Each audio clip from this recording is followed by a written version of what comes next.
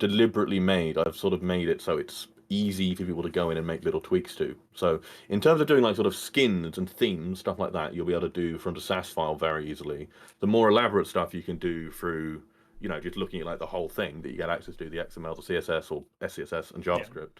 And then potentially some even easier stuff like maybe draggable stuff that we might look into. For like people that just want to do some hard customization for like within game. If we could have that, I'd be delighted. But yeah, it's a A lot big. of work. It's a lot of work for sure because it's restructuring how we're laying out the panels. But I we don't could like do going it. through that anyway.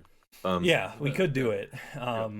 So it's not off the table. And I'm genuinely excited because the default HUD, the way that we're doing this, right? Like the default HUD has to be good enough. Like I mean, that's not the level of quality that, we should really strive for. It should be perfect, right? It should strive for being as good as it can be, right? But it has to be just good enough because there's that layer of customization that if people are like, yeah, this font's too small or whatever, they can go in and customize it and change it to how they want it to be. So there's always that level of like, get it to where the information is there. We could even have controls that are hidden, right?